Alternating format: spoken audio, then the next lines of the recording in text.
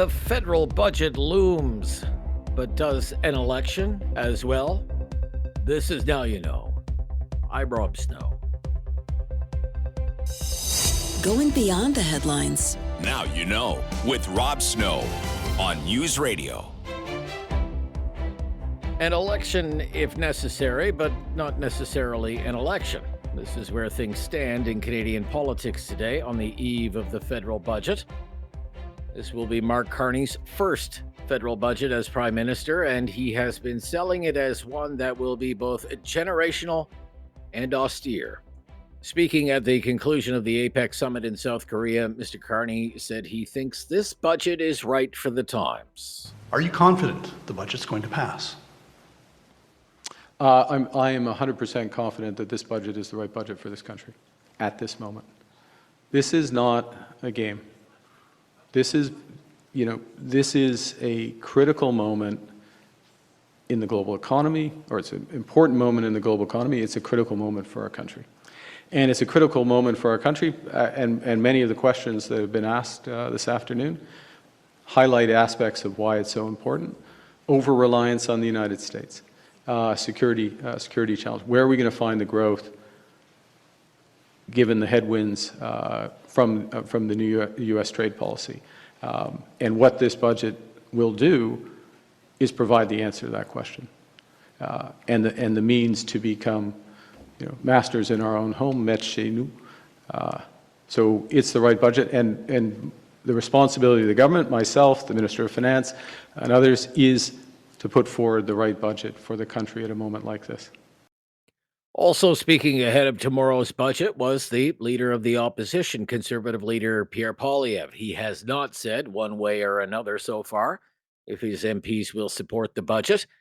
The Conservatives have been pushing the government to limit the budget deficit to $42 billion and for the elimination of the industrial carbon tax. Speaking in Ottawa at a local food charity, Poilievre said it's the Liberals who are playing games with the budget. Do you want an election before Christmas? We want an affordable budget that will give Canadians affordable life before Christmas. That's my priority. We shouldn't be playing, Mark Carney shouldn't be playing games and trying to force an election. He should be sitting down with us. I'm willing to work all through the night, tonight and tomorrow, to come up with an affordable budget that will make an affordable life for Canadians. But we will not vote to raise grocery prices and increase housing costs as the Liberals have done over the last decade. Canadians cannot afford any more Liberal sacrifices. So my message is one of let's bring in a budget that's affordable so that we can have hope, jobs, and homes for all Canadians. This federal budget is coming just a little more than a week after U.S. President Donald Trump canceled trade talks with Canada, all over a TV commercial that Ontario Premier Doug Ford decided to run across the United States during the World Series. Prime Minister Carney now admits he was aware of that commercial and he has apologized to President Trump. I did apologize to the president. President was offended by the act, or by the ad rather, and it's not something I would have done, which is to put in place that advertisement, and so I apologize to him. Mr. Carney would go on to say he thinks more important than the politics of a TV commercial is tomorrow's budget, and eventually the restart of trade talks with the Trump administration whenever the Americans are up for it. The next move is on Tuesday. The next move is the budget. It's the budget for this time. The budget the country needs. The budget that gives us control. See, this is one of the things. We can spend our time watching Truth Social, worrying about the reactions of individual things. We are staying calm. Okay? We're focusing on what we can control, which first and foremost is how we build at home. And secondly, with our negotiations with the U.S., when they're on, when they come back on, is what's in the best interests of Canada. Not emotional, what's in the best interests of Canada. They will only agree, the Americans will only agree, as is the case in any trade negotiation, something that also is in the U.S. interest. There are a number of things where those interests align. And we'll wait until they're ready. Ahead of the budget, the Liberals have been sending signals that there will be cuts coming to the size of the federal government workforce.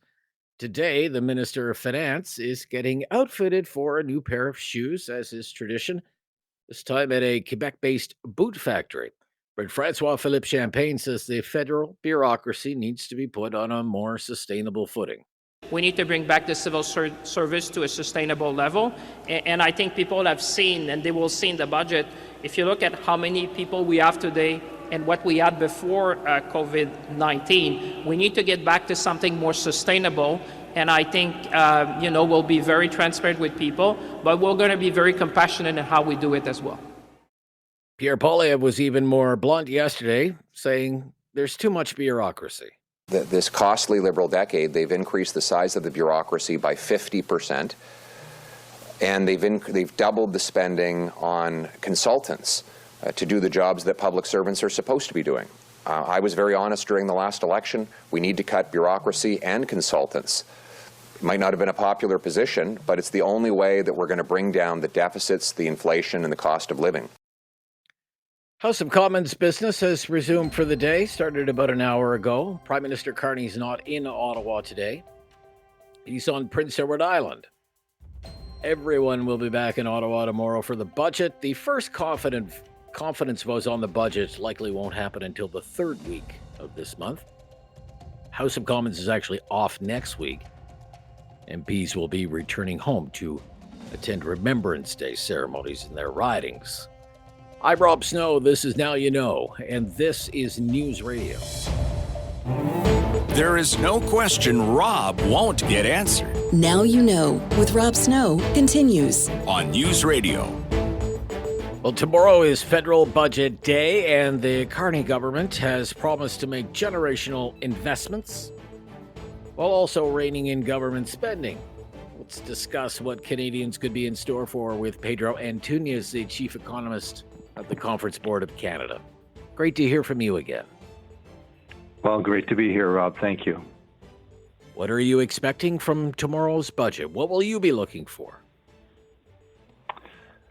Well, hopefully we'll have a few surprises, but I am looking for essentially something that will, or a number of measures, hopefully, that will help stimulate private investment in Canada. Obviously, we're facing really difficult challenges with the U.S. administration's essentially trade and tariff war, but also with respect to our competitiveness on corporate income tax, essentially, especially with the One Big Beautiful Bill that passed not too long ago that really allows businesses south of the border to essentially write off their investments year one that they've made those investments. So the challenge is ramped up, and I think we're looking for measures in the budget. We can't compete wholeheartedly on those those measures that the U.S. has adopted, but hopefully there are some targeted things that will help stimulate and drive investment in this country. That was one of the questions I had for you today. How could a budget stimulate the economy? Well, I think a couple of things that the Carney government has already done should help. One is essentially expediting and ensuring that we have a more transparent process for evaluating and approving major projects. That could go a long way to helping regenerate some investment in the resource sector in particular across Canada.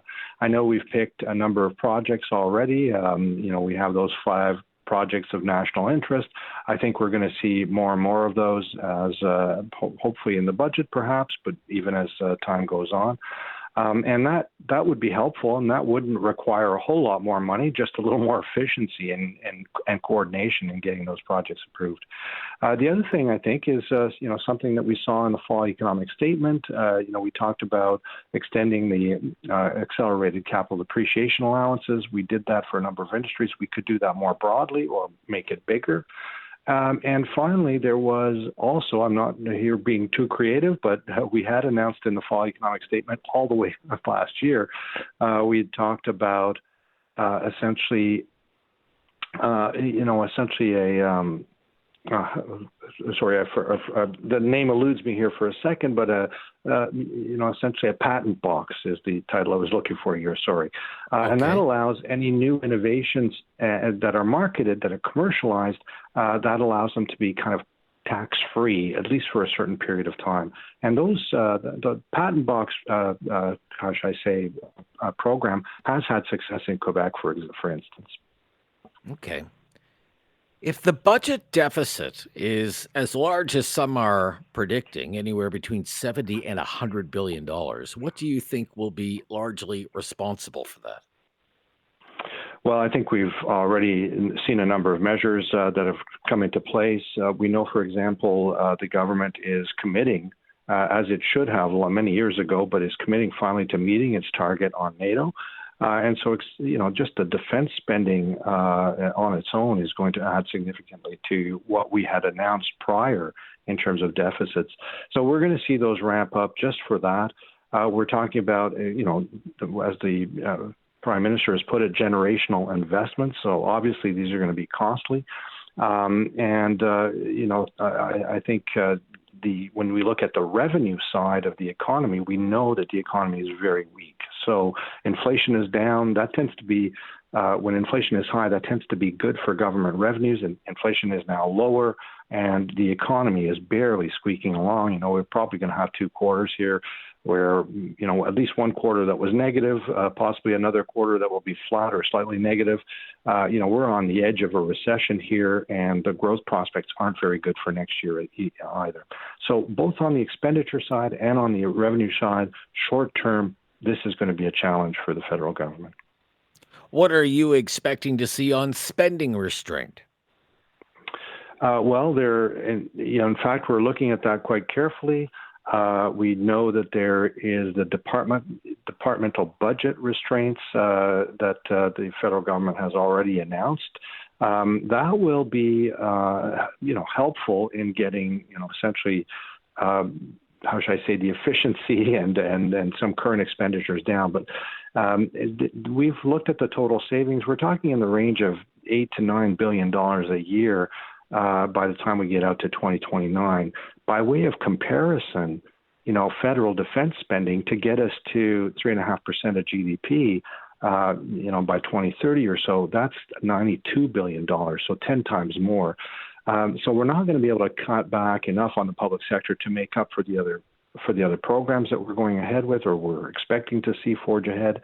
But we do expect some restraint here, as the Prime Minister has already alluded to. Okay. I want to ask you one more question. It's not so much about the budget, but something that Tiff Macklem, the governor of the Bank of Canada, said last week. He said if the trade uncertainty continues with the United States, our standard of living will be lower. What did you think of a statement like that from the governor? Well, I think he's just making a very realistic point about the fact that we absolutely do need to see some stability in trade with the U.S. That could be a tougher bargain than we've had. We've had free trade since 1994 with the U.S. It could be, that we end up with some sort of tariff on some goods or broader. The point is that we need some sense of stability, some sense of certainty around what the rules are going forward. And right now, all of that uncertainty is causing mayhem, and it's shutting down business investment and business hiring. So I think, it's the key to prosperity, the key to our standard of living is really the amount of physical capital, be it usually private sector capital. And when I say that, I'm talking about machinery and equipment, research and development, intellectual property capital. All of these things are really important to drive our standard of living, our prosperity.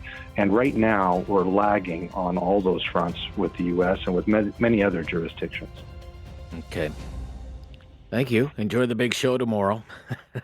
Pedro Antunes, yeah. Chief Economist at the Conference Board of Canada. This is News Radio. You have questions. Now you know with Rob Snow has the answers. On News Radio. With the end of daylight saving time, Jays fans had an extra hour to mourn.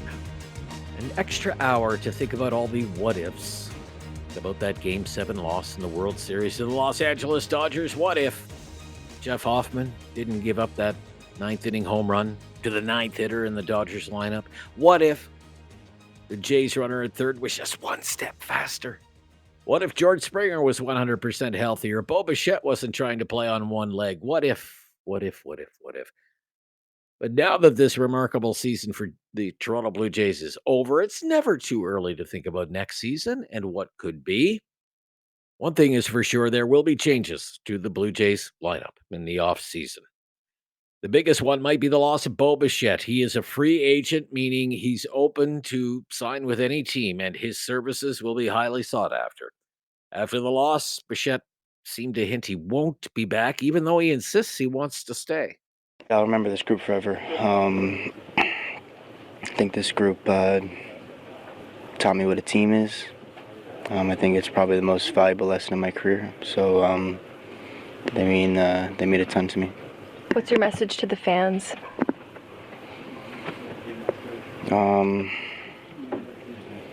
Amazing support.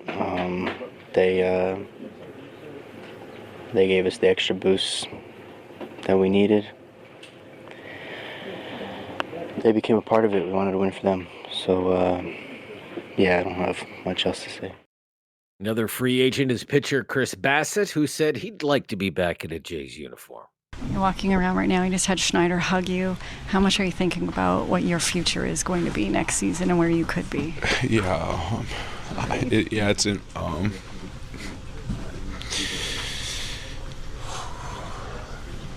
I hope I have another chance with this group.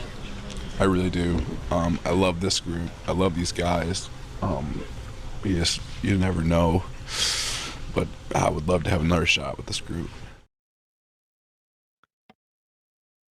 It might be the last any baseball fan sees of Max Scherzer. The fiery pitcher is 41 years old. There's some speculation he might retire. He says he hasn't decided on his future yet and sounded like he's thinking about playing another season.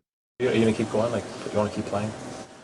I think I'll give a full answer on that later, but I will say this. I just don't see how that's the last pitch I've ever thrown. And another player with an uncertain future with the Jays is Shane Bieber, picked up at the trade deadline. He has a player option for the next season, meaning if he opts in, the Jays would have to pay him $16 million. He was just too emotional after the Game 7 loss, though, to even talk about it.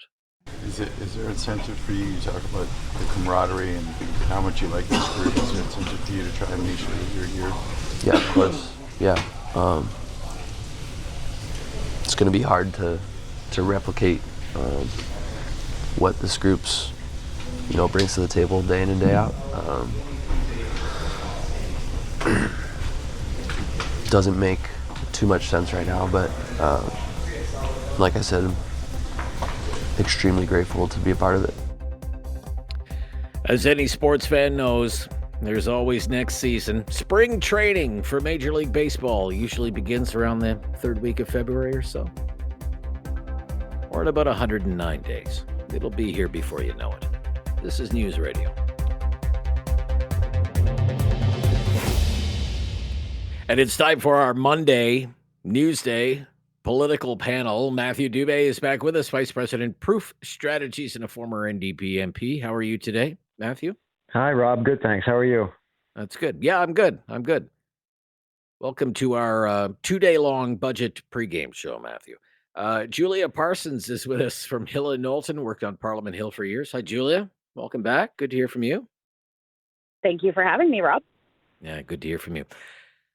Well, with tomorrow being federal budget day and election speculation running wild on Parliament Hill, tell us what you think the most likely scenario is for this budget going forward. It passes and all of this is just typical pre-budget nonsense, or there's a twist that nobody sees coming and there's actually an election, or this budget goes to committee and it gets gutted to the point of unacceptability and the Liberals call an election several months from now. Matthew, what's the most likely scenario, or if you have a scenario of your own that you'd like to outline, I'd love to hear it, Matthew. Well, listen, I still think, if you're putting me in the gun to your head scenario, give me an answer. I do think that an election between now and Christmas is still pretty unlikely, and I think one of those scenarios, which is one we've talked about in different variations for the last couple of weeks, if not months now, is what NDP interim leader Don Davies floated on the weekend. Talking about abstention. I think it's not unreasonable. I think it's easy to communicate that, look, we know Canadians don't want an election. We also don't support this budget. So let's see what else we can do to work with the government. And in the meantime, we're abstaining. I think, I'm sure some people will quibble with the moral question of whether that's what you want to be doing as a member of parliament, perhaps even some within that caucus. But because so few votes are needed, I think that's feasible. But the big challenge that you raised is what happens then in committee. The NDP doesn't have seats in committee, and the Bloc and the Conservatives don't seem willing to play ball. So I think in the new year, all bets might be off. But I think we'll be spared the Christmas election at minimum. Okay.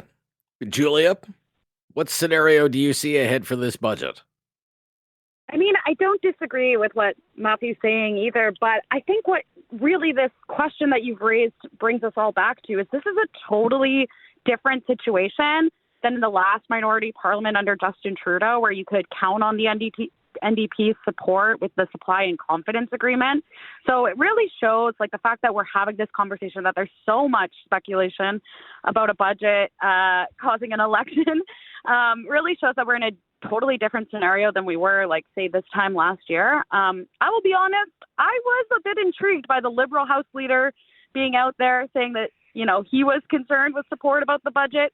I mean, that certainly is an interesting sort of signaling that they were sending, and even the PM's comments just a few days ago about signaling, a willingness to fight on sort of his values in the budget, what the budget's going to put forward. But I suspect either way, the abstention piece makes the most sense to me as a path forward. And then, we'll have to really watch closely to see what happens in the committee process and how. But you seem to think, though, and I have been raising this for a couple of weeks here now during our political panels. Maybe the Liberals really do want an election. Maybe they're willing to fight an election on this. Maybe they see opportunities in an election campaign.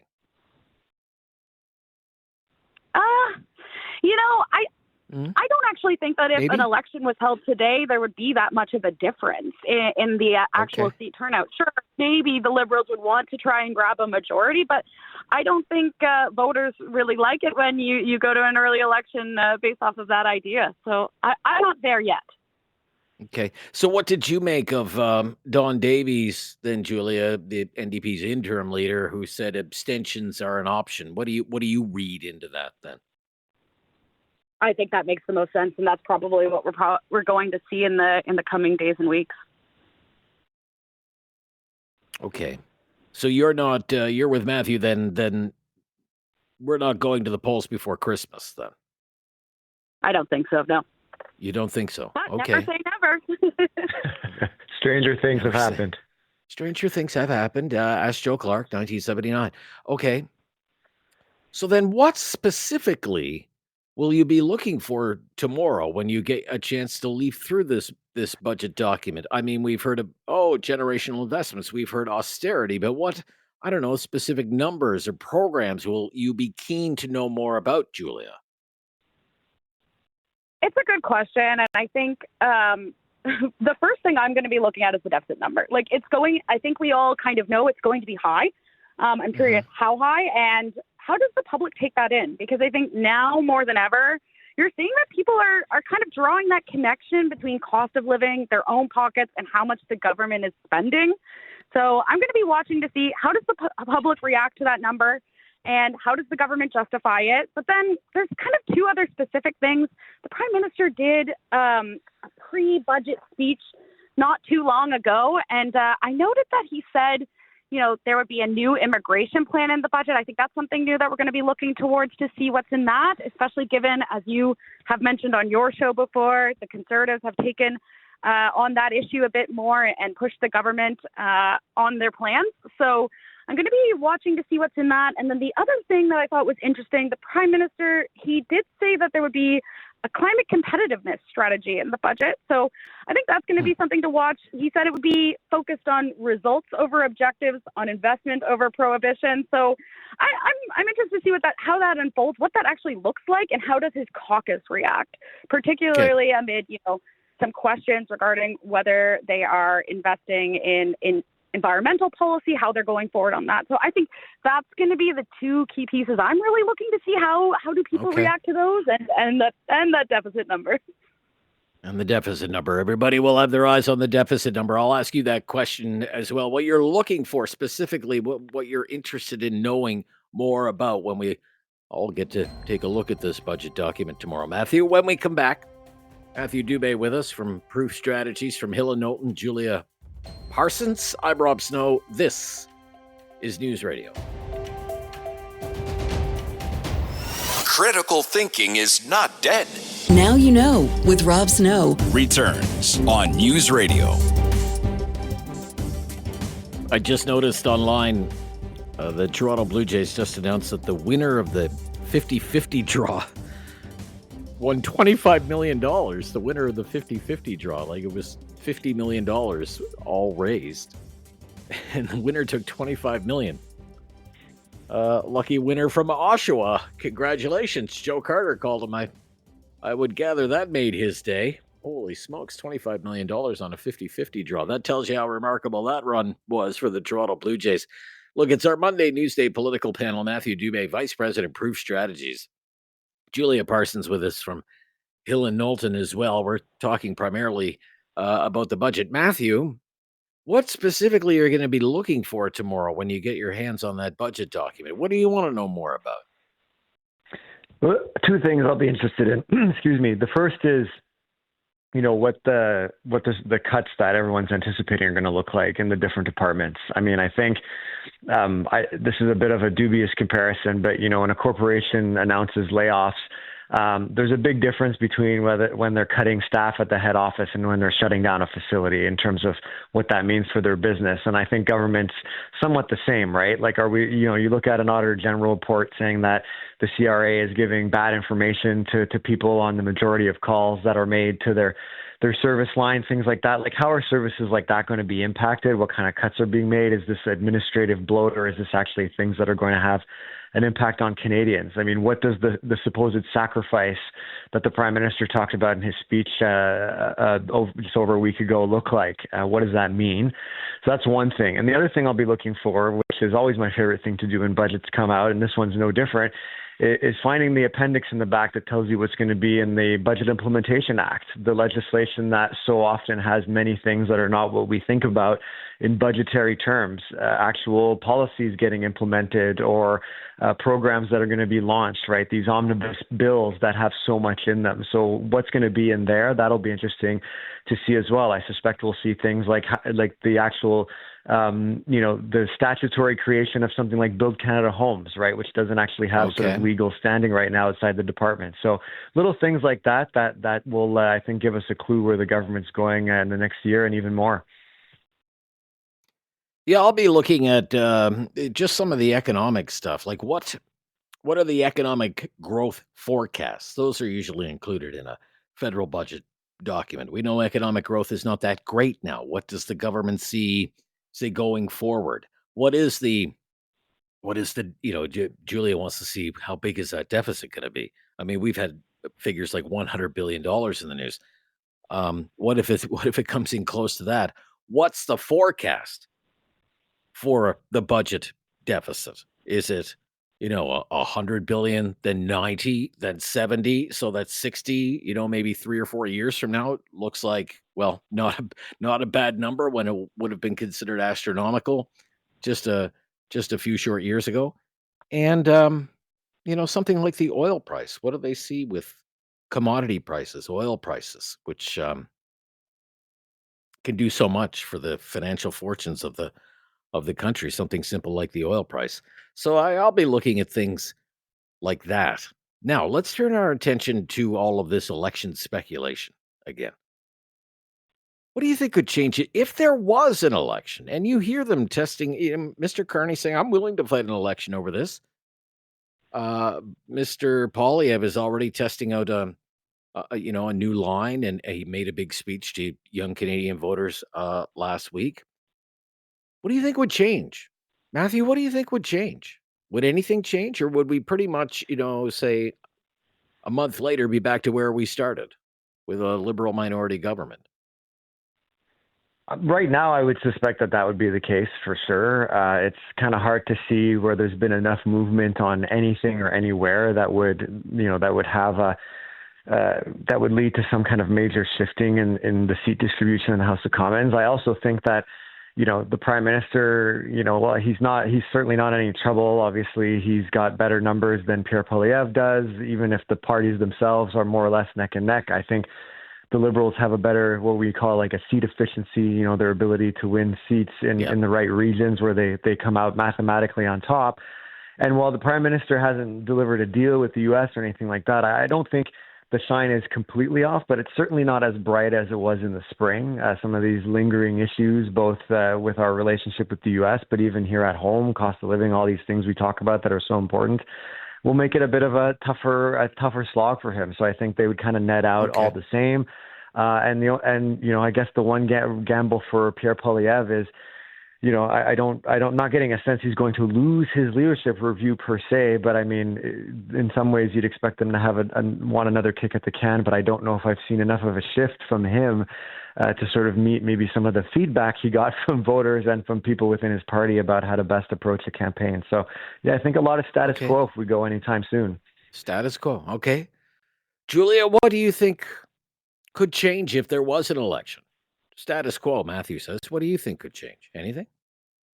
Well, first of all, I would be interested in how the NDP would fight an election without a leader. I mean, they're clearly going through a bit of a rebuild, a leadership process. So that would be a certainly difficult thing for the party to maneuver. I think ultimately what I see here is the issues that we fought the last election on just in April hasn't really changed too much, which isn't a positive for any of the opposition parties, because that's the core issues that PM Carney was elected on. So, right now trade is top of mind, instability related to trade and tariffs, getting a deal with the U.S. administration. So I'm not sure we would see all that much of a shift, but it certainly would be interesting to see how does the NDP react without a formal leader in place. And then, of course, Pierre Poilievre is going through his leadership convention as well. So I think it would be just a bit of a different leader scenario, but ultimately the net results, I don't think they would change all that much. You don't think they'd change all that much? Okay. When we come back, something big might be about to change in New York City. They might be about to elect a 34-year-old Democratic socialist as the mayor of America's largest city. Imagine that, 34 years old. He's promising rent freezes and free transit and government-run grocery stores. Zohran Mamdani is his name. What has he tapped into? We will ask our political observers when we come back. This is News Radio. Now you know with Rob Snow continues on News Radio. Here with Matthew Dube and Julia Parsons talking about politics today. Big political story in the United States. Tomorrow will be the New York City election, which I'm all wrapped up in it, I'll tell you. Zohran Mamdani is a self-professed Democratic socialist, and he is on track to become the next mayor of New York City, barring some last-minute surprise. 34 years old. He promises things like rent freezes, free transit, government-run grocery stores. He's a rising star of the left. What has he tapped into? Julia, what would you say? I'll be candid with you, Rob. I'm not as familiar with all the ins and outs of New York City politics. And I certainly also wouldn't consider myself a left-wing voter. But I would say this. I have seen his social media content. I saw the videos of him out this weekend. I think that's probably got a large portion to do with the sort of youth energy you're seeing there, the younger voters. And I think just in general for younger voters, there could be some relatability there given his age and background as well. So I'm not as familiar with it, but I could see how there may be some relatability as well for voters there in the younger. Well, get ready demographic. for Mandami versus Trump, because that's going to take over anything that is like Trump versus Doug Ford. Zoran Mandani, government-run grocery stores. Can't wait for them. Free transit. Okay, rent freeze is very popular. What is this guy tapped into? What do you think, Matthew? Well, look, I think it's a good lesson for the left about taking on cost of living issues, right, and how important that stuff is. And it's not just a Canadian thing; it's obviously a North American thing, and it's a pretty global thing too, quite frankly. And so I think that he's definitely found a way to tap into that. There's definitely lessons there for you think of the NDP here in Canada, right, and others of a similar sort of political ilk, where there's something to be said about addressing that. That being said, I think beyond the policies, I also think there's something about the personality, right? The individual, the way he communicates. I think that's really interesting because there's a sense that there needs to be a lot of anger right now. People are angry, and I think he's seemed to find a way to be more positive, upbeat, and in the way he communicates. With voters, and I think there's something to be said about that. That you can take these sort of dire circumstances that people are feeling and communicate about them in a way that's maybe a bit more positive than some of the anger we sometimes see in the more populist messaging that's out there. So I think that's something that's really interesting. And at the end of the day, you said, Mamdani versus Trump. I think that's really another interesting piece coming out of all this beyond the city of New York is the fact that the Democrats have been pretty ineffective at taking on Trump, no matter how unpopular he is. So it'll be interesting to see how that maybe shakes up some of the opposition to Donald Trump across the United States. Yeah. We'll see how that all turns out. Okay, Matthew Dube, good to hear from you. Vice President of Proof Strategies, thank you. Julia Parsons from Hill and Knowlton. Good to hear from you today, Julia. Thank you so much. Speak soon. Thanks, Bye-bye. Rob. Thank you, Rob. Talkback. First one of the week, coming up right after the latest breaking news on News Radio.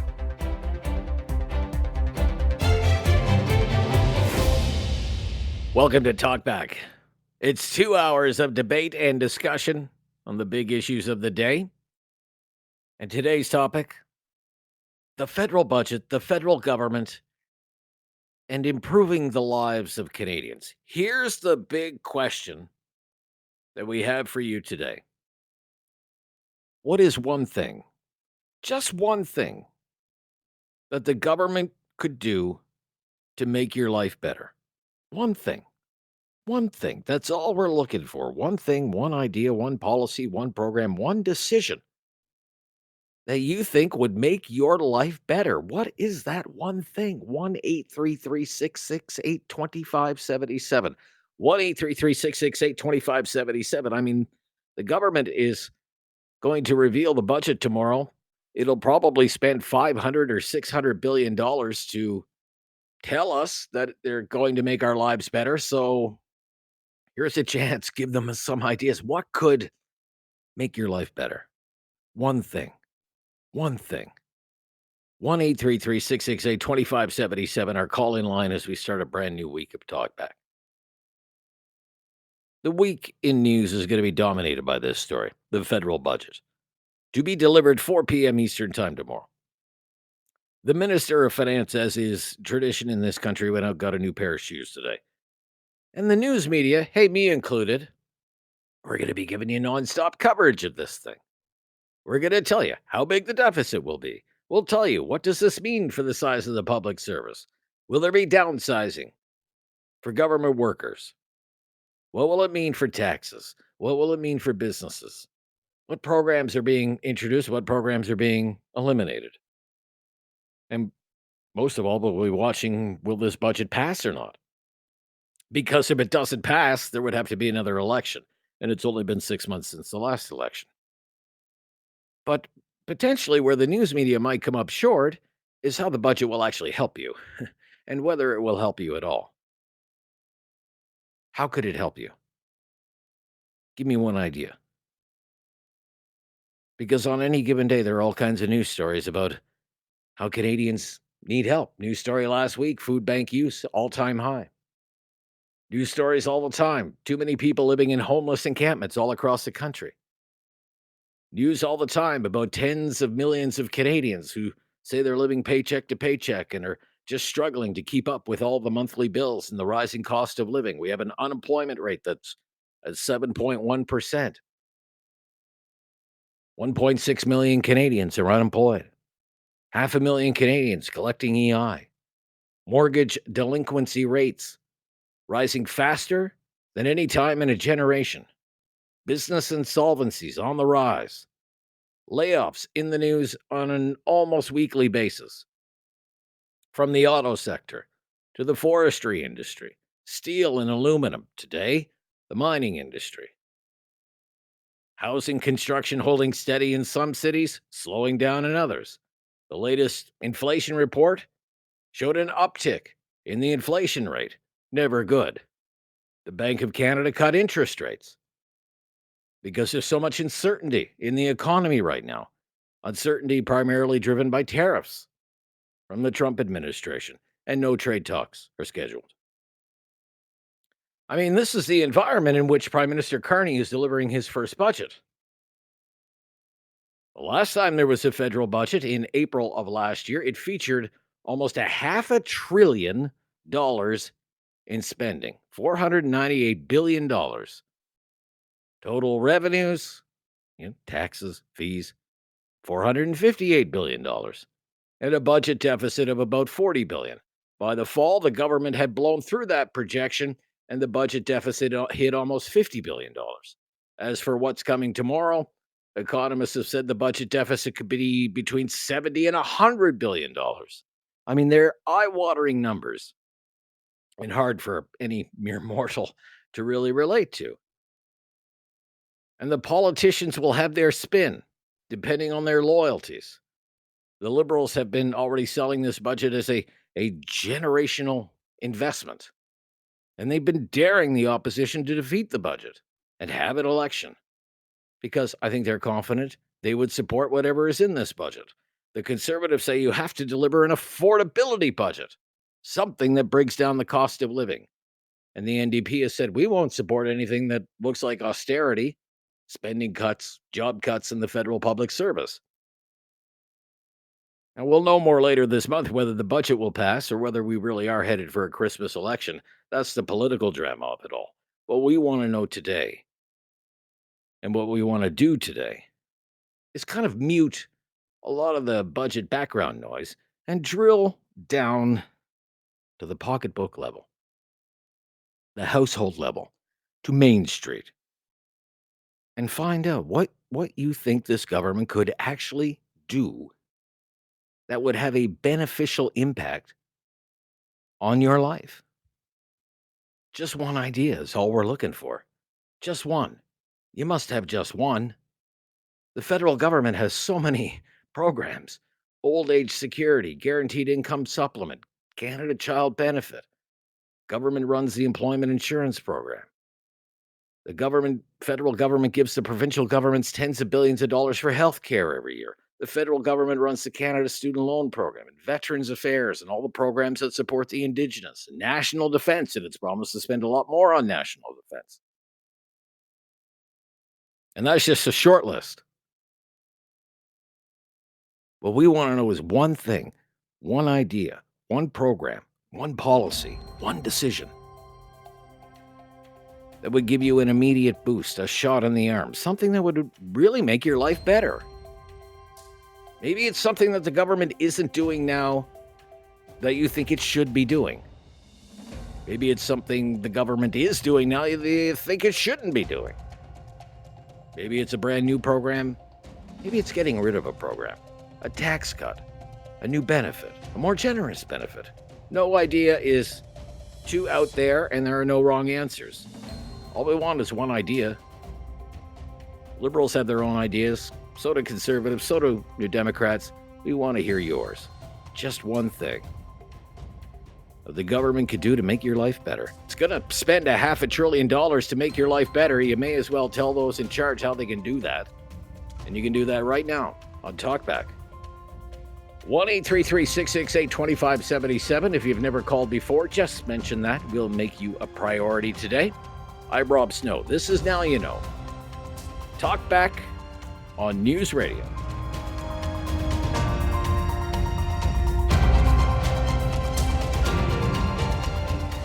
Have something on your mind you want everyone to know? Call now.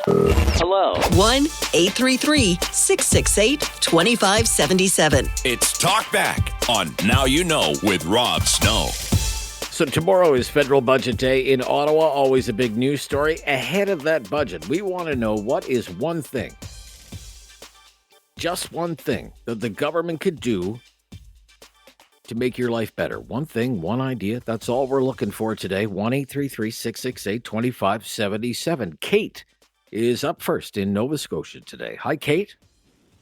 Hi, Rob. How are you? Hi, I'm very good, Kate. Thank you. What's your idea? That was interesting. Well, I'll tell you. I think that I'm pretty blessed. I'm a retiree, and I have the struggles that everybody else does. But so it's not something for me particularly, but something every time that I hear this on the news or is clean water for all the folks that are Indigenous that are living on lands that have not had clean water for years and years, and all the the promises that we hear time and time again with every government, no matter which flavor is in. And if I were to have anything, and I'm not being altruistic or anything, it's just something that would give me peace of mind, knowing that all these promises that have been made are finally going to be fulfilled. So clean water to all First Nations, to all the bands, sir. Right? Absolutely. Yes. Okay. Absolutely. And that's kind of that's stuck with you over the years. It has stuck with me for years and years. Every time I've heard it, I'm not an Indigenous person, but I believe that we have really fallen short as a nation. Every time I hear this, it bothers me. And so that would make me feel better, if maybe not make my pocketbook feel better. If I saw something that actually going to have some teeth to it, that's what I would like. Right. It would show that real progress can be made to improve, Yes, the lives of people, absolutely. right? In this case, First Nations, we should Indigenous. be ashamed. Okay. We as a country should be ashamed of what's going on. So that's all I have to say. Well, thank you. It's very well said. Okay. I wasn't expecting that to be the first answer. Thank you, Kate. Good to hear from you today. To Kitchener. And let's go to Mandy is up next. Hi, Mandy. Hi there. How's it going? Very good, Mandy. Thank you. Yeah. Great. So one of the things that I think the government could improve on is, in the past, we used to have income splitting for our income tax benefits. Oh, yeah. And and they've done away with that. So I think bringing that back would help my family. My family has a child with a disability, and unfortunately, our child does not have autism, so we get no funding. So I think by having the income splitting, we would be able to benefit from tax benefits, from discounts for disability. Right now, we don't benefit very much because we can't split our income as a family, and we get no other help with our child's disability. So if you had income splitting for families, you would gain access to other programs and services that right now you're not able to access. Is that what you're saying? We would actually, no, if we were able to to have the income splitting, we would get more benefits from disability tax benefits. Right now, they only use the person with the lowest income to give benefits to. And if we were able to split income, then we would be able to get a little bit more money. Aside from that, because our child does not have autism, we get zero funding from the government for other things. So my child has Down syndrome, and there is no support given. Yeah. No support for children with Down syndrome. Right. Wow, isn't that something? Okay. Yeah, I didn't know that. Okay. All right. I mean, Thank you, Mandy. We get a little bit of municipal support, but it's not federal. Okay. Interesting. Okay, thank you. Income splitting for families, something the Harper government was rather hot on, and the Trudeau government was not. And Mandy thinks, hey, bring that into effect, and that would improve our lives. And that's what we're doing today. One thing, one idea is all we're looking for. One thing the government could do to make your life better. 1-833-668-2577. Another week of Talkback underway now, and we'd love to hear from you here on News Radio. Have something on your mind you want everyone to know? Call now. Hello. 1-833-668-2577. It's Talkback on Now You Know with Rob Snow. So ahead of the big budget marathon coverage that will start tomorrow, what is the one thing, just one thing that the government could do to make your life better? Just one thing. One idea. That's all we're looking for today. 1-833-668-2577. Eric in Cole Harbor. Hello, Eric. Hello, Rob. How you doing? Very good, Eric. Thank you Hello. for calling. What's your idea? Well, I tell you, I would like to see the healthcare system cleaned up, and we could reduce billions of dollars in spending with the illnesses that we have that are due to our food system. And if you really want, I'm not going to get into a big dissertation, Rob, but I watched the program the other day, and it was quite shocking.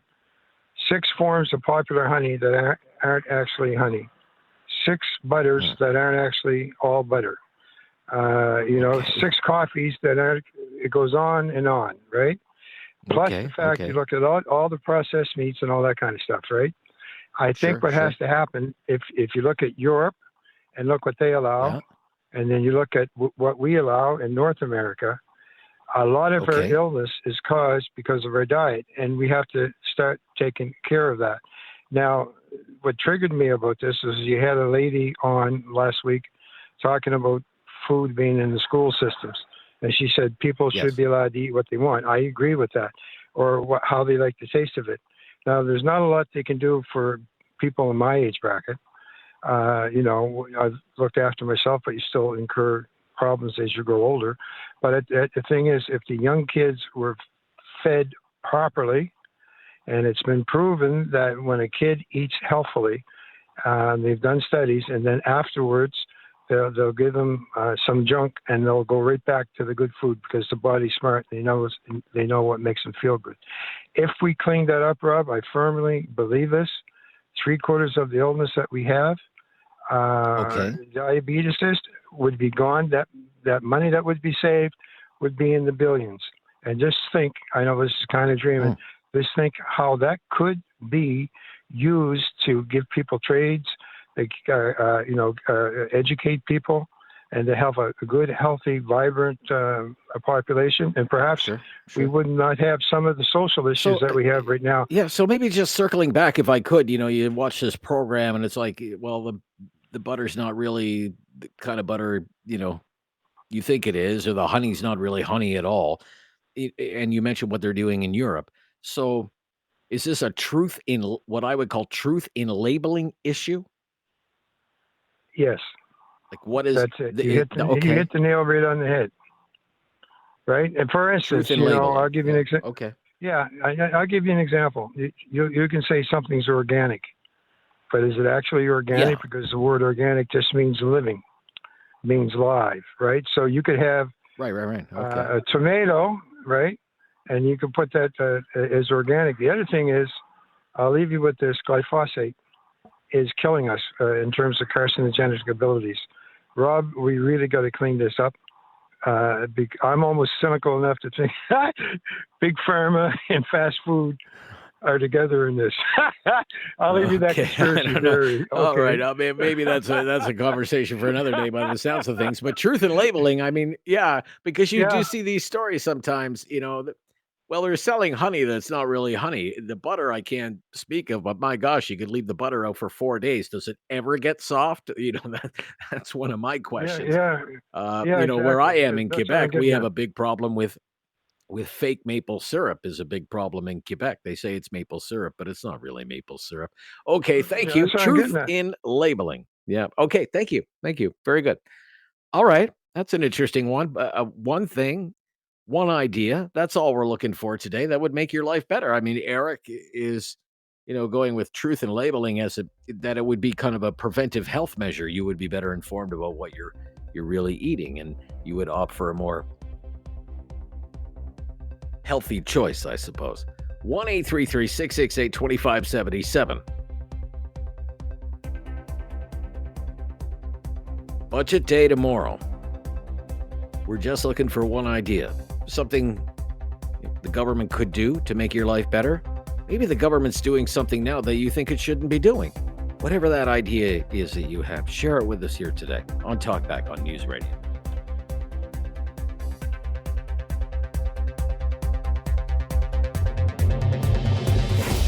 Well, ahead of the non-stop budget coverage that is headed our way, budget time 4 p.m. Eastern tomorrow, we are asking, what is one thing the government could do to make your life better? Just one thing, one idea.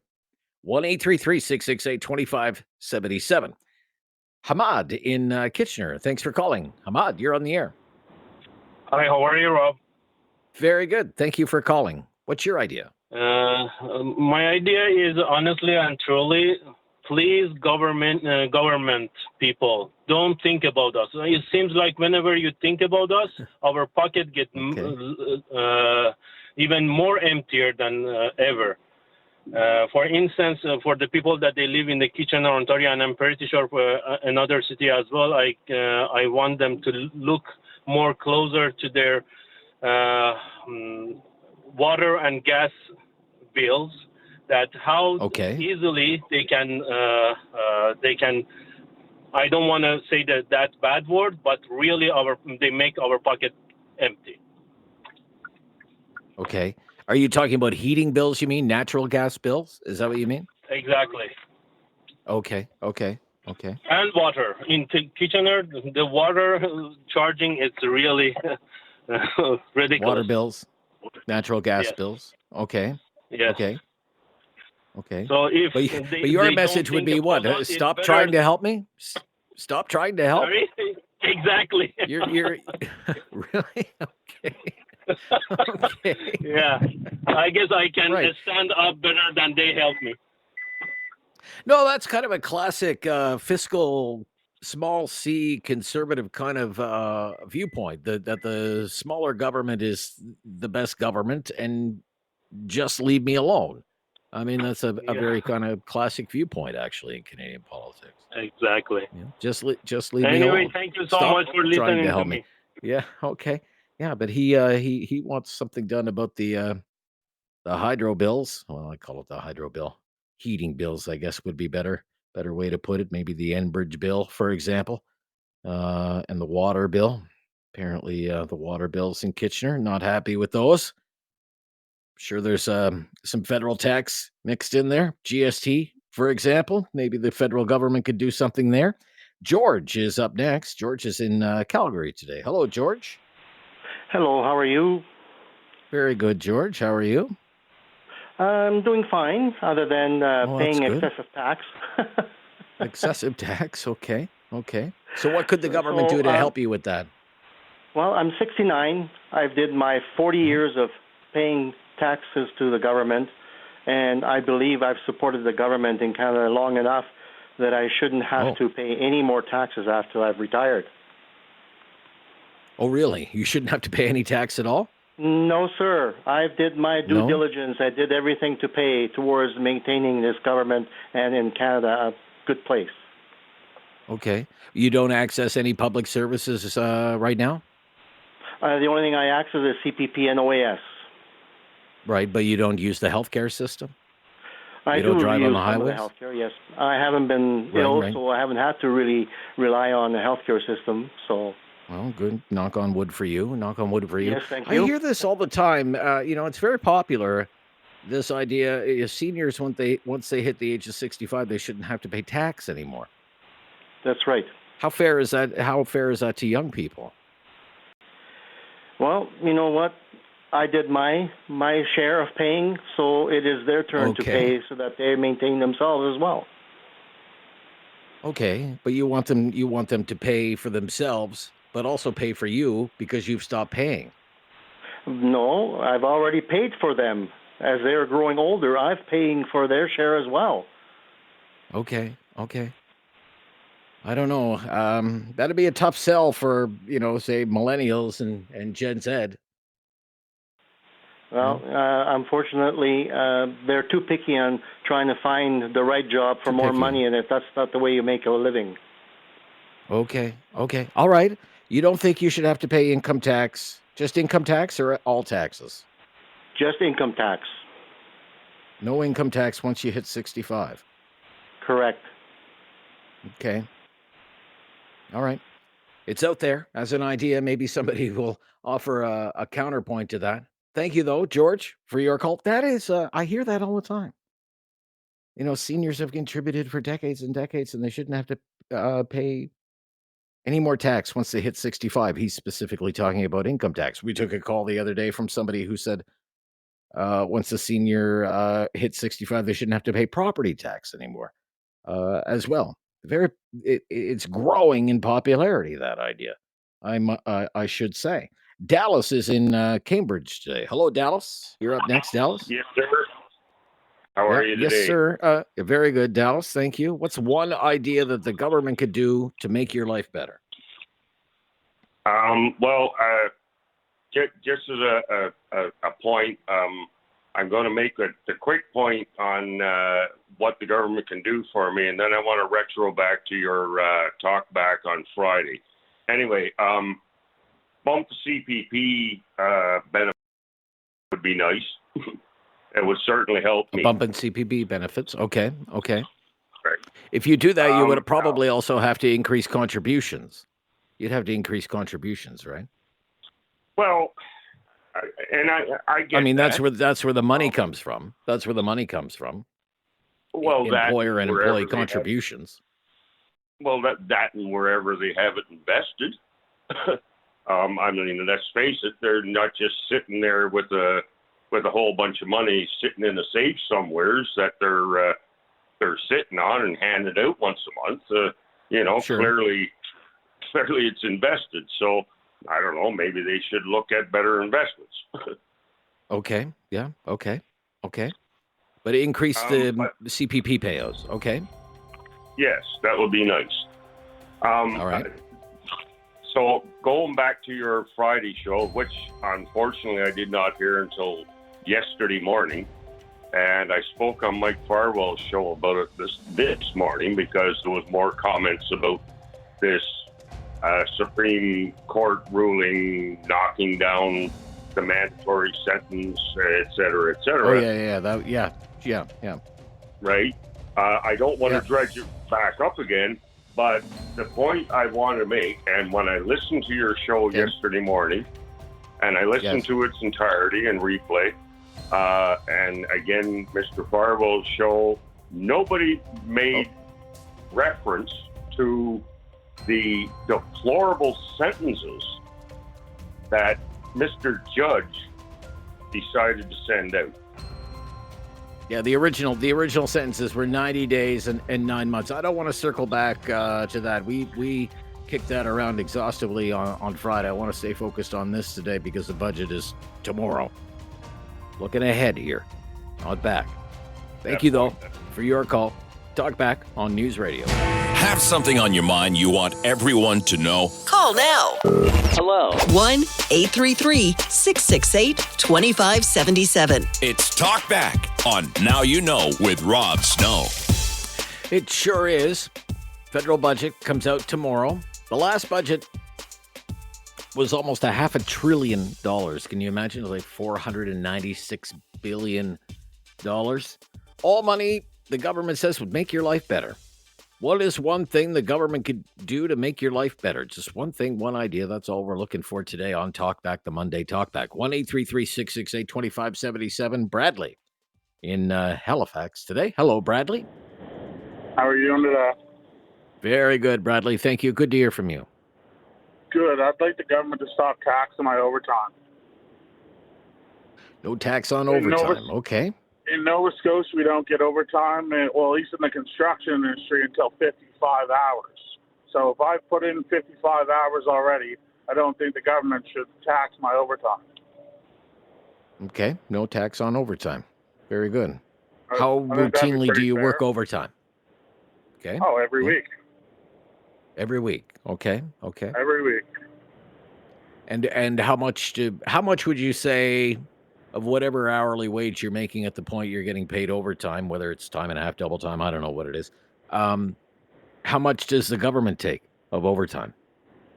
Oh, if what you're working overtime, it moves your tax from 29% up to 36%, so an extra 9% because you're working the overtime hours. Right. Okay. So are you saying it should stay at 29% or it shouldn't be taxed at all? I'd be okay if it stayed at 29%, but Gotcha. in retrospect, shouldn't be taxed at all. If you're working that many hours, the government should just get your first 45. Okay. And if they can't survive on that, then they're doing something wrong. Gotcha. All right. Fair enough, Bradley. Thank you. I wrote that down. So no tax on overtime. I'm just reviewing some of the things that we've seen. Clean water to all First Nations, truth in labeling. Stop trying to help me. You're causing the problems. Income splitting for families, increased CPP benefits. No income tax once you hit 65. So no income tax on seniors once they hit 65. No tax on overtime. Okay, some of the ideas that have come in so far. John in Calgary. Hello, John. Show as always. Hi, John. Thanks. Hi, John. Go ahead. John, are you there? Yeah. Yes, Rob? there you are. Yeah, I have you now. Sorry, Yeah. man. Yeah, That's great okay. show as always. Thanks. Thank you. A lot of the ideas, are asking for more from the federal government. So here's one I think we should look at, and it connects to the story about New York, which is funding grocery stores. Now, the federal government has significant purchasing power, so use that procurement to buy the groceries and put them in stores, and with no profit being made on that because it's the government, and with greater buying power, I'd like to think that the groceries in those stores are cheaper, and then have a method by which you need to qualify to shop there. So you're not putting small businesses out of business, so to speak. But I think it's an idea that we're hearing all over the world, really, but particularly in New York. So there must be some merit to it. I'd like the government to take a look. Okay. But your idea is not necessarily that the government run the grocery stores. It's more like the government becomes the grocery wholesaler. Is that what you're saying? Yeah, exactly. Government usually is really inefficient at running anything. So, but they should have procurement leverage to actually purchase. I'd like it to be kind of net zero additional cost to the federal government, but utilizing their skill base. Okay. Very interesting. Thank you, John. In Calgary, I don't know if it would work. I don't know if it's feasible. He is right, however, to point out it is a popular idea. We did a show about that government-run grocery stores just a few weeks ago. And tomorrow is the election in New York City, and the front runner, Mandani, that's one of his promises that in this case, the government of New York City, the municipal government, would set up municipally run grocery stores all across the 5 boroughs of New York City. Seems to be a winner for him. Back to more of your calls on Talkback. What can the government do to make your life better? It's going to spend a lot of money trying to make your life better. What's one idea that you have? Share it with us here on Talkback on News Radio.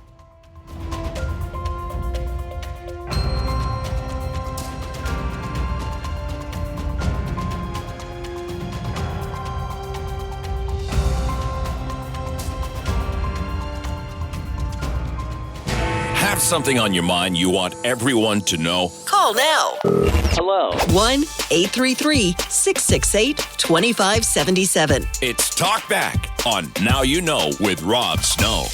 We're asking, for one idea that the government could do to make your life better. Bradley in Halifax called and said, well, no tax on overtime. And that reminded me of, that was a Trump idea, no tax on overtime, part of the big, beautiful bill of this summer. Here's how it works down there. I was just doing some reading during the break.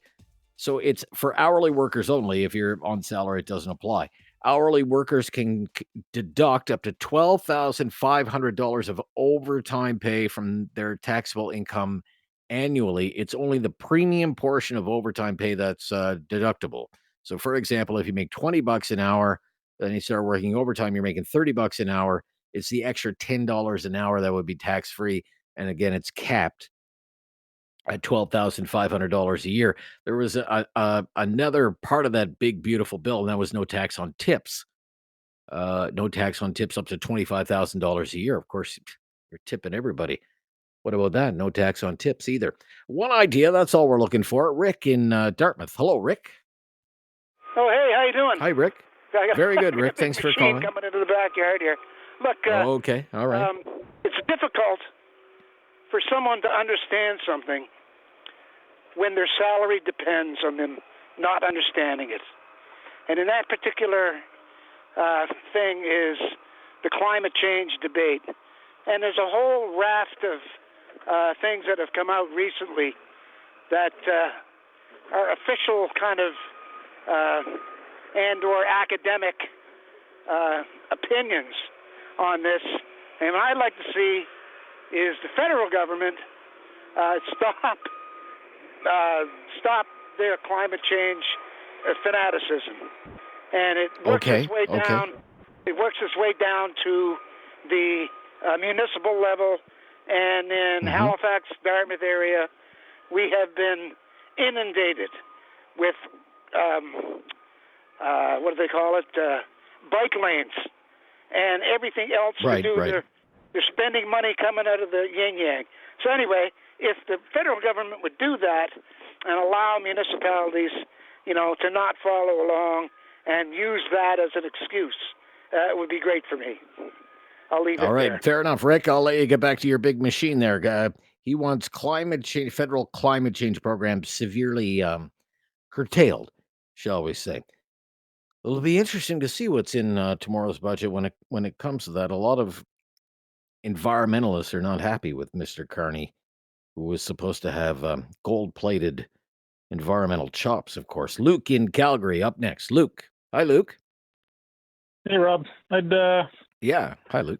I'd like to see, like the gentleman said about nutrition. I'd like to see that. I'd like to see social media restrictions on at least the youth. It's obviously causing mental health problems for the teenagers, especially with the boys and impossible realities. That's interesting. Yeah. And one that'll obviously never happen. I'd like to see voting go up to 30 years old instead of 18. You want the voting age raised? Okay. Yeah, I don't think if we're saying that today's youth is mentally ill, and we're saying they're inexperienced, we're saying they're lazy, right? There's all these negatives surrounding them. They're right. How can they possibly make, or should they be allowed to make a decision that affects all of us? Who they don't have houses, they don't have families. Well, I guess I would come back at you on that. When does somebody reach adulthood? When does somebody reach adulthood? That's a good point. Is it 30? When are you going to let people drive? When are you going to let people buy beer or smoke or cannabis or enroll in the military or all the things that we allow grown-ups to do? All right, thank you. Wow, jam-packed first hour. Let's keep it going in hour number 2 of Talkback. One thing, one idea that the government could do to make your life better. This is News Radio.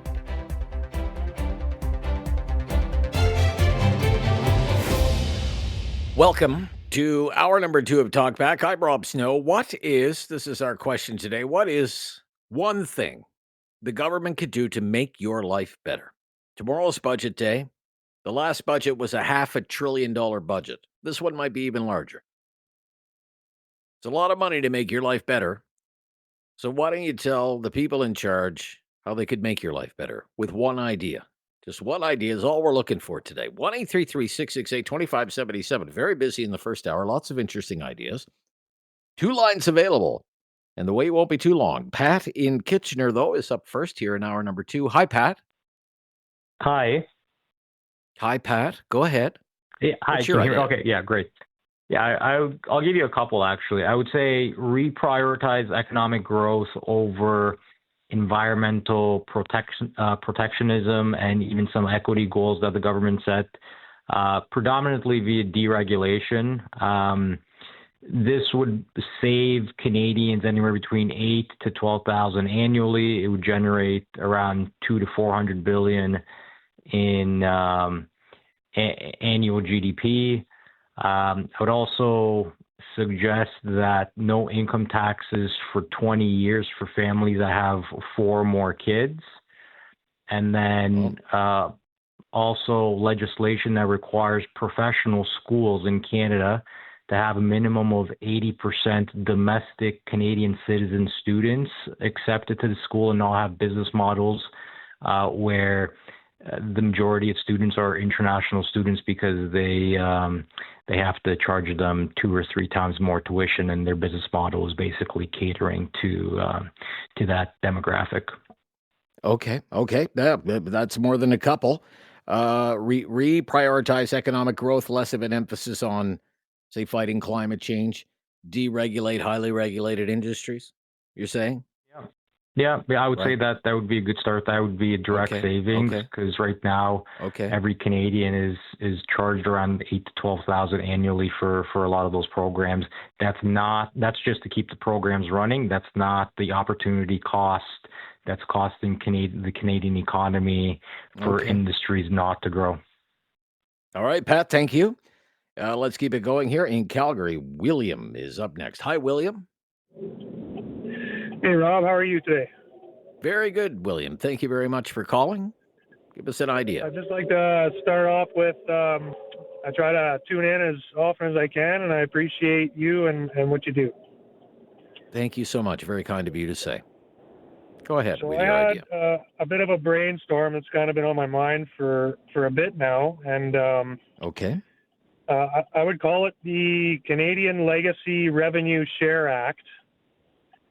And the Government of Canada establishes the National Legacy Wealth Fund to deliver an annual non-taxable dividend of between $800 and $2,000 to third-generation plus Canadian citizens to kind of give back to the citizens that have, helped build the country. And we could fund it with like 1% of the national resource royalties and like a portion of corporate tax surplus and giving bonuses to Indigenous and 50-year plus citizens.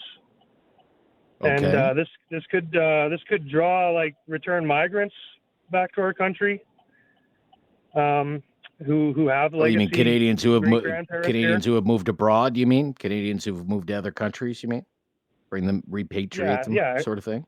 Okay. Exactly. So I did some like rough numbers calculations, and there'd be like 6.2 million eligible citizens currently.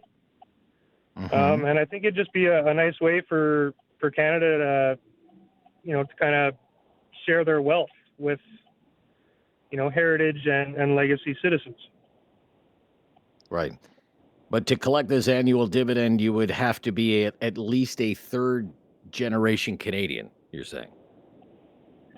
Yeah, I was thinking great-grandparents born here or grandparents born here, and your legacy has lived out in Canada, right? Right. Okay. I'm not saying no. I'm saying hard to do.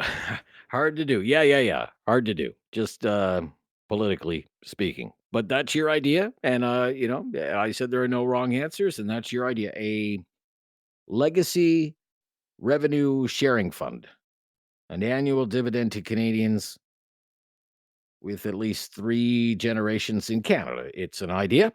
1-833-668-2577. 1-833-668-2577. Tony in Kitchener. Hello, Tony. Hi, Rob. Thanks for taking my call again. You're welcome. A bit of a pipe dream. Okay. But how about That's this? okay. How about any elected official that doesn't keep their election promises to the letter is not allowed to run for office again, and they forfeit any pensions that they have coming to them. Now, it's not going to make our lives a lot easier, but I'll sleep a lot better knowing that they're held to account and they can stop doing all these great promises that they never come through on. That's just more my idea. accountability for politicians who break their promises. Yeah. Absolutely. And if they do break their promises, they can't run for office again, because I think they're the only people that are allowed to lie to us and misguide us, and then they get rewarded for it. I mean, you and I have to, I mean, if we lie, we're held to account. But these people that run for office they misguide us all the time, or, you know, we vote for them for this, that, and the other thing, and then half the time they don't come through on what they promise. So, like I said, it's not going to make my life easier, but I'll sleep a lot better that they're held for account. So. All right, fair enough. Fair enough. More accountability for politicians who break promises. If a politician breaks a promise, they can't run for re-election and can't collect a pension, says Tony in Kitchener.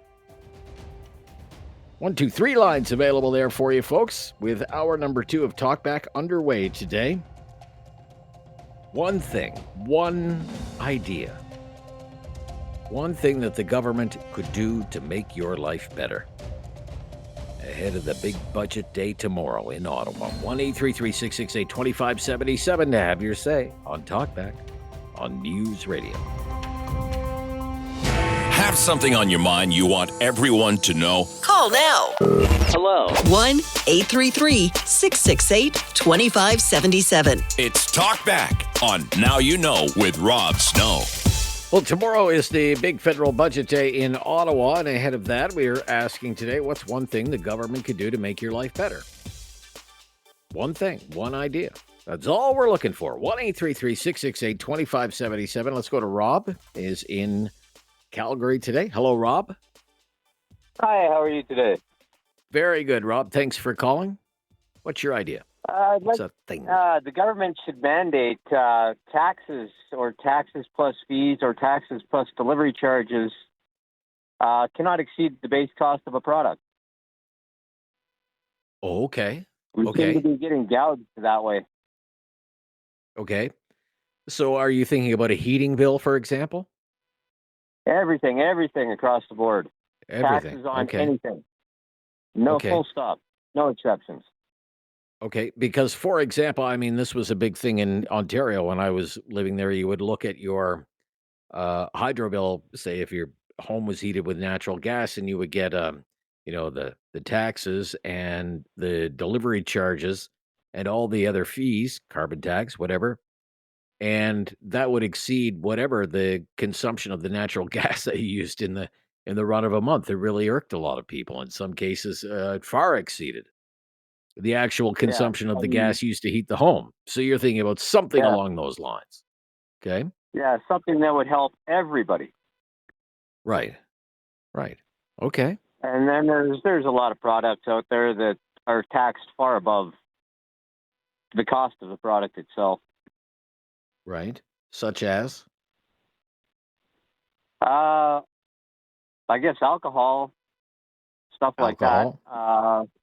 There's some food that's overtaxed. All kinds of things. I don't have a big list off the top of my head here right now, but I'm sure the list would be quite long. Okay. Taxes and fees should not exceed the price of a product. Yeah, interesting one. Thank you very much. Yeah, that's something I hadn't really thought of today. I'm glad you raised that today. You probably apply that to a whole range of items. One thing, one idea, just like Rob just did, one thing the government could do to make your life better. He says taxes and fees should not exceed the price of the product. Let's go to Brian in Calgary. Hi, Brian. Hello, Rob. Hi, Brian. Can you hear me? Can you hear me? You just fine, Brian. Yep, I got you. Okay, thanks for having me. I love your show. My pleasure. Thank you. I think a national lottery would be good. I'm going to give some numbers out here. Yeah, for anybody that pays income tax. I think that if the government could take $1 out of every paycheck, and I'm just going to give some numbers. Let's say 20 million people are working in Canada. And every 2 weeks, someone, $500,000 is the prize. Guaranteed, split between that. I think that'd be like 40 people every 2 weeks. Okay. And there'd be they could not win again for another 10 years, and they still got to pay into it. But it's only like $1 out of your check every 2 weeks. I think that would help out a lot of people. So let's say, I mean, the figure I have here from StatsCan is 20 million Canadians are employed right now. 20 million. That's the size of the workforce. So we have 20 million employed Canadians. You take $1 from every one of them. How often are you having this lottery? Once a week? Every 2 weeks. Once every 2 weeks? Every 2 weeks. Yeah. On payday. On payday. They take $1. Yeah. Okay. And there's $20 million. How much are you giving to the winner? I'd say $500,000. I think that $500,000. I would think.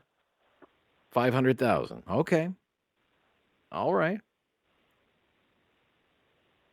And then you're I guess when it comes to the lottery, I mean, the lottery is sometimes called a tax on the stupid. I tax myself once a week. I buy a lottery ticket once a week. I buy the Lotto Max every Friday. Okay, just a quick pick, one $5 quick pick, and I'm, I haven't struck it rich yet. So it's a tax on the stupid. I guess some people might say, well, playing the lottery shouldn't be mandatory if you work. It should just be, voluntary. A voluntary tax on the stupid. I think a lot of people would buy into it because you're guaranteed 40. Well, yeah, 20 million people would buy into it because they wouldn't have any choice if the government's going to take the $1 from you, whether you want them to or not, right? So now you got 40 people every 2 weeks. Yeah. Winning $500,000. That would get their bills down. They'd put money into the economy, and then that just keeps going every 2 weeks. And I think that would help out a lot of people. Yeah, it'd raise a lot of money too. If you're only of the $20 million prize pool, you're only giving away 500,000 of it. I think you get up the jackpot a little bit more. I'd go for it. I would opt in on the tax on the stupid. Sure, I would. But I would like an opt-in. Like when you do your income tax, there should be you put a box. Would you like to opt into the national lottery, for example? I think something like that. I could go for it. Yeah. All right, a national lottery. Okay, interesting idea, Brian. Thank you. Be right back with more of your interesting ideas on how the government can help you, because it's going to spend scads of money tomorrow trying to help you. What should it be doing, in your opinion? Just one idea is all we need to hear. This is Talkback on News Radio.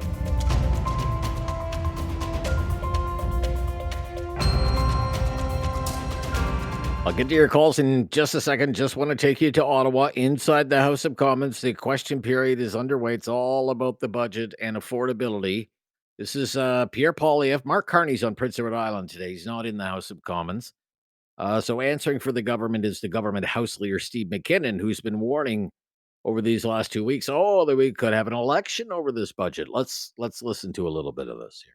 The Honourable Leader of the Opposition. Mr. Speaker, tomorrow will be the 10th costly Liberal budget after they doubled housing costs, doubled food bank lineups, and doubled the national debt. Now they're making exactly the same costly promises. And the Prime Minister says Canadians who can't afford to eat, heat, or house themselves need to make more, quote, sacrifices.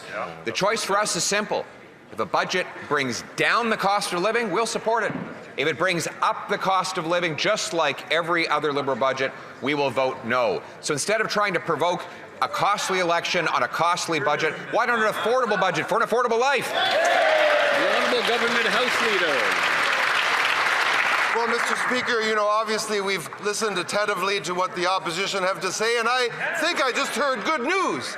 The Leader of the Opposition saying that he's going to order his troops and himself, and they'll walk in here and support this great, affordable, liberal budget that's coming down tomorrow, a budget that brings down taxes for Canadians, a budget that brings down taxes and GST for first-time homebuyers, a budget that makes life more affordable and creates opportunities for young people all over this country, a generational budget, and a budget that I know will be glad to have the support of the Leader of the Opposition. The Honourable Leader Okay, of the Opposition. that's enough. So the battle lines are already being drawn. You can hear, we need an affordable budget. And the Liberals saying, that's what we're going to do tomorrow. We're going to give you an affordable budget. We're looking for one thing, one idea that the government could do to make your life better. Lots of ideas today from our callers. Zach is in Calgary. Hello, Zach. Hi, Zach. Hi, how are you, Rob? Very good, Zach. Yep. What's your idea? Excellent. Okay, I think this would supercharge my family personally. But okay, we create the married family tax elimination credit. So instead of the child benefit that we have now, you reduce your federal income by 25% per child, and then after 4, it's totally eliminated. The stipulations would be that you'd have to be legally married to the co-parent. The mother and father have to reside in the same principal resident, and the children have to be under 18 or 25 if a full-time student. Okay. And how would this work again? What would be the benefit to you of the married family tax credit? Well, it strengthens the family unit, which is one of the key stabilizing functions of a society. It addresses our decline with our domestic birth rate collapsing, like we're one of the lowest in the world. And a lot of our social problems come from that, as you see across the world. And it promotes the common good, in my opinion. You know, stable families are a public good. It creates more workers in our society. Right. We have almost like an inverted triangle, kind of like Japan, right? But what would be I'm sorry, just on the technicalities of the benefit, you would be able to deduct what? Your income tax. 25% of your income tax is eliminated. 25% of your income tax. Yeah, per child. And then once you hit 4 kids, it's gone. No income tax for no income tax years it is. Yeah. No income tax if you have 4 children. Yep. If you have 2 children, your income tax bill would be cut in half? In half. And I think the children that you're bringing into the world would greatly benefit Canadian society for the most part, obviously. Okay. All right. That's an interesting one, Zach. It says it would supercharge his family. Might supercharge the creation of a lot of families. This is News Radio. Have something on your mind you want everyone to know? Call now. Hello. 1-833-668-2577. It's Talkback on Now You Know with Rob Snow. One thing, one idea that the government could do to make your life better. Russ is up next in Calgary. Hello, Russ. Hi, how are you? Very good, Russ. Thank you. Hey, what's your idea? I just have one quick idea. Okay. Let's make interest on your mortgage tax deductible, but when you sell, you pay 5% of the profits you made on the original purchase goes back to the government. Okay. Interest on mortgage tax deductible, like they have in the United States, right? Interest on mortgage tax deductible. Okay. But when you sell from the original mortgage, whichever you paid for the house, the profit you made on that is taxable at 5%. So you would support that would be a capital gains tax on a primary residence of 5%? Yeah, but it capped at 5. They can't go, because this government would sneak. Next thing you know, on the profits. Now, if you invest in your house while you're doing it, that's still tax deductible. But when it's the ultimate margin, let's say, and I'm just saying, is for the people that have their homes paid for now and then haven't used it, they don't pay any tax because it's kind of got to be brought in like I guess you could, I don't know, grandfather, whatever it is. But I think that would help a lot of younger people out that already have mortgages, and it's easier to do the calculation. Right. It's not going to help everybody, but it'll help a majority. Right. But if somebody bought a house for $100,000 and now it's worth $700,000, and they sell it, and they made a $600,000 profit, you tax that at 5%. Only if they've utilized the tax deduction. Like it would have to be people from that date backwards. The new homes, the ones that have already paid their houses off, okay. they didn't get any government help. They paid taxes full like I did. I don't have a mortgage. Yes. Haven't had one since I was 40. But okay. So it's you can't say somebody that's already paid his house off and done it and paid the other way and say, oh, by the way, we're going to take 5% of that. No, I'm saying people, the young people that have existing mortgages today. Gotcha. Very good, Russ. Thank you for your call today to Jerry in Waterloo. Hello, Jerry. Good Hi, afternoon, Jerry. Rob. How are you? Yeah. Hello. Very good, How are Jerry. you? Very good, Jerry. Well, good to hear from you, Jerry. What's your idea?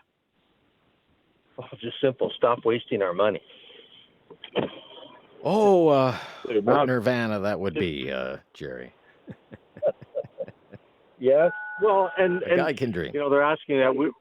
But that's a great start. I'm sure the amount of wastefulness in our government would be just boggling if we actually knew the truth. It's so bad, I don't know if I'd want to know the truth. But just the amount of money that's wasted in all kinds of, even their, they can work 6 years, I believe, in the seat in Parliament, and they get to collect a full pension at the end of 6 years. When the rest of us can work, 40, 50 years and barely get enough in a pension to pay rent, food or anything else. So, we can start, if we have to trim, you know what, Carney, you can trim everybody too. You know what? You want to be in politics, collect your pension like the rest of us when you're 65 years of age. To me, that's just crazy. Yeah. After 6 years. Well, I mean, it's not like they start collecting the pension, immediately after 6 years. They qualify for the pension after 6 years. They can take it early at 55 with a reduced pension at 55, or they can collect the full pension. 6 years would be a smaller pension than, say, somebody who served for 25 years or 30 years. Then the pension, it's all based on how many times you were reelected and how much time you've served as an MP. Obviously, right. But the base is still big.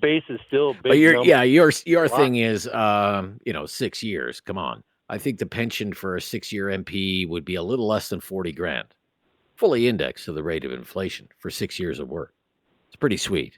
Yeah, it is pretty sweet. I mean, so what's a pension? What's Canada pension payout now? $1,200 a month, or let's give them. Let's say they're really generous. It's $15,000. So that's $18,000 a year, and you've worked 50 years or 45 years, and so it's and somebody gets to work for 6 years in government, and they're making triple.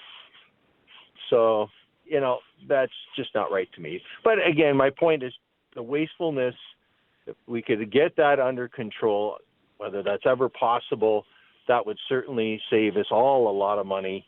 And I agree with the one caller. The debt that we're creating now is debt that our grandchildren, like I just found out from the Second World War, England only paid off its debt to Canada within the last 5 or 6 years from the Second World War. Their people carried that debt that long. I could be wrong with the date, but it's only been very recent. It's been definitely within the last decade. Well, after tomorrow's deficit figure, who knows? I mean, the national debt, I believe, is already $1.5 trillion. It's not just your grandchildren; it'll be your grandchildren's grandchildren. With a number like that. Okay, gotta run. Yeah, gotta run, Jerry. But I can understand how a lot of people have a kind of a sore spot. That's an irritant. 6 years to collect a pension, an MP's pension. Be right back on News Radio.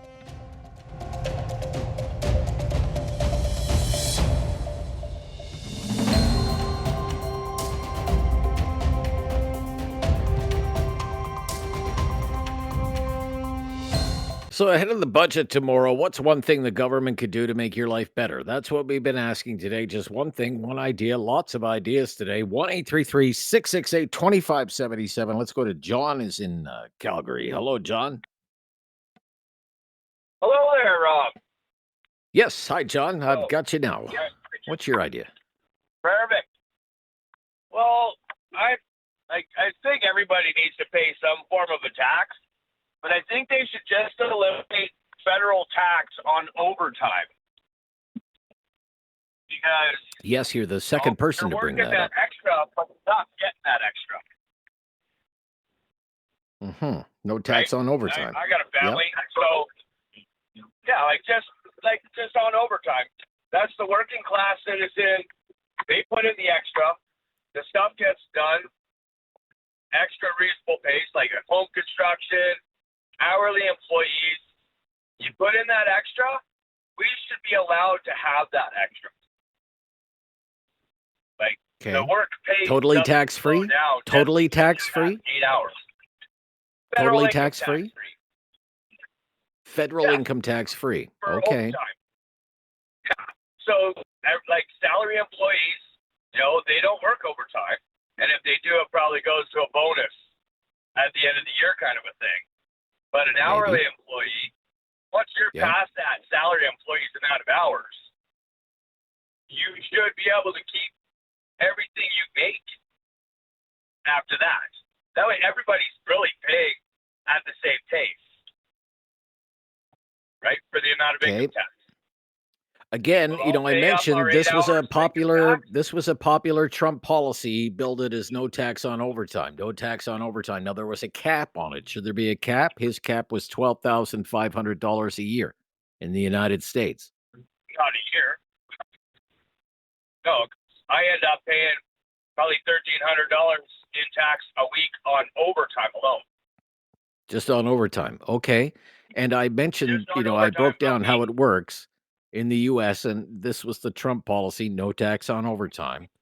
If your regular rate of pay was $20 an hour and you start working overtime at, say, $30 an hour, it was only the $10 an hour was tax-free. The premium was tax-free, only the $10 an hour. You're saying the whole $30 an hour should be tax-free? Absolutely. Yeah? Okay. Absolutely, because that's enough to help people put the extra food on their table. And it's also the normal working class citizen. You work that overtime, and you are more likely to be able to help the people around you. But you can't even do that. There is no extra to share. And if we had that extra to share, I'm sure so many more of us would share it. We would have the extra to donate that few dollars up on your bill that you get. Do you want to pay this donation round up? Sure, I would. I would love to, but I can't. Yeah, you're the second person to bring this up. You're the second person to bring this up, which tells me maybe there's something to it. No tax on overtime at all. Zero on the entire overtime, hourly wage, whatever it happens to be for somebody, and no annual cap, whatever it happens to be. Thank you. No tax on overtime. All right. Jason in Cambridge, Ontario. Hello, Jason. Hello there, Rob. Yeah. Hi, Jason. What's your idea? Hi there. My idea is kind of old school. I'm 55, so I'd like to bring back the balanced budget. Balanced budget legislation. Wonderful. All these other people have these cutting taxes. That's sexy because it looks, you see that on your paycheck. But what they don't understand is that this year's deficit adds to the debt forever. And if we never have a balanced budget, then all we do is have increased interest, and they're going to be taxed. They're being taxed on this interest that they don't see, and they're not getting any benefits for the interest. When we spend more this year for benefits this year, then your kids are going to be paying interest on this year's debt. So what they should do is say, if the taxpayer truly agrees with this spending, then taxes to the rate that the government spends. And they would never do that because they know we would say, frig that, we're not going to pay that level. Then the government would have to cut taxes. Right. Okay. Do you think, I'm just going to throw this out there, do you think there should be any exceptions to a balanced budget bill? For example, if the economy is into a recession, or you think of, you're the same age as me, so you were around for the 08-09 financial crisis when we didn't know what was going to happen to the economy, and even fiscal hawks like Stephen Harper ran some of the biggest deficits ever. COVID shuts down the economy. Should you be able to run a budget deficit in times like that? Yes, absolutely. That's what deficits are for. They're not for permanent government spending that they can get away with without coming to the electoral and say, hey, we're going to spend an extra, like the fact that Carney's breaking this budget and giving it 2 different terms, it's still deficit spending. And he didn't go to the people that elected him and say, hey, do you agree with us spending an extra, it's going to be 70, 80, 90, 100 billion. I don't care if he calls it investment. It's a government expense. We're not going to get interest on that return. It's government spending money we don't have. That's permanent debt. So yeah, I agree with it in times of war, pandemic, uncertainty. But Harper, it took him a while, but then he balanced the budget, and then everybody voted in Liberals. We haven't seen a balanced budget in years. Yeah. It just grows. Yeah. Okay. The pandemic is far over. Okay. Yep. Thanks, Rob. All right. Yeah, be sure. Yep. Balanced budget legislation. He wants balanced budget legislation. Fair enough. Hang on the line. Get to your call next on Talkback today. A very busy one. Ahead of the federal budget tomorrow. We'll have extensive coverage here on this show and all across our news radio stations, of course, of the budget tomorrow. We're looking for one idea, one thing the government could do to make your life better. Be right back on Talkback on News Radio.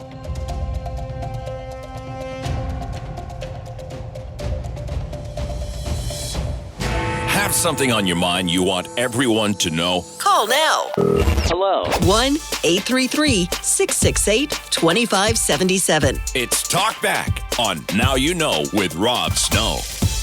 Just reviewing some of the ideas that have rolled in today as we've been asking for one thing, one idea that the government could do to make your life better. Clean water to all First Nations. Truth in labeling of food products. Stop trying to help. I don't need your help. Income splitting for families and couples. Increase CPP benefits. No tax on overtime. 2 callers brought that up. No tax on overtime. Government-run grocery stores. No income tax once you hit 65. Curtail climate change programs. I believe 2 people brought that up. Social media restrictions for young Canadians. Deregulate highly regulated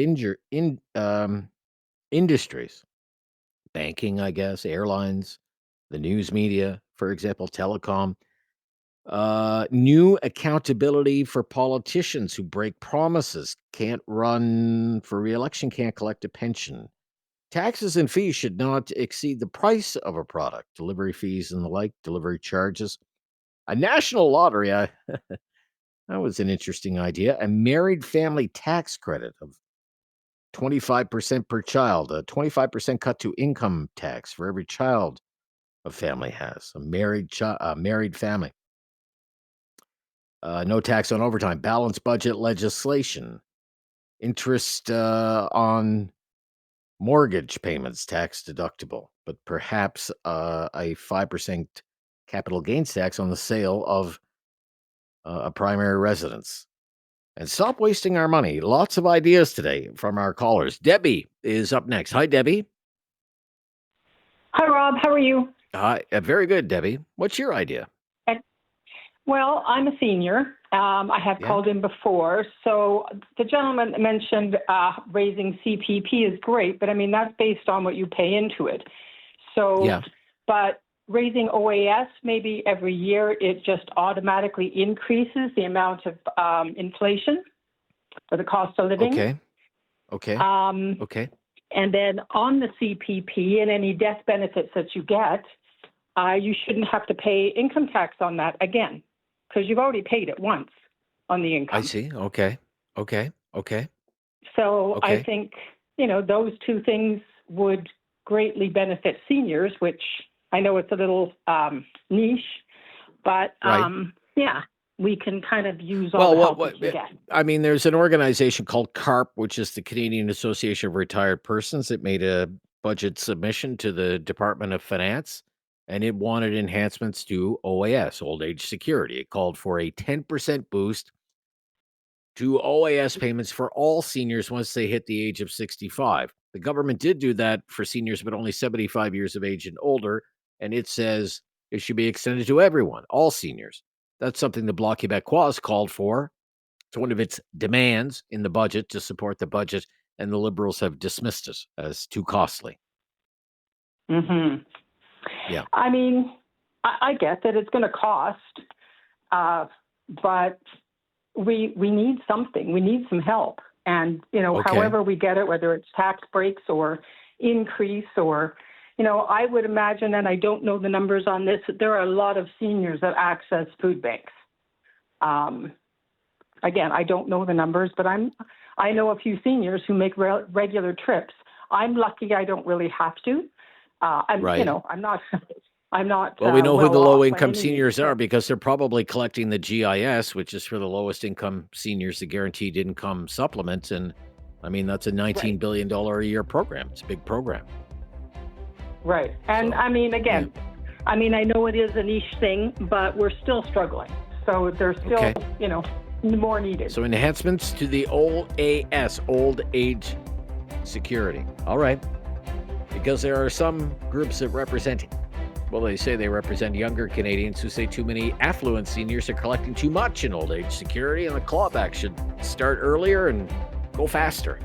Thank you for everything today. Tomorrow's budget day. More on Talkback tomorrow on News Radio.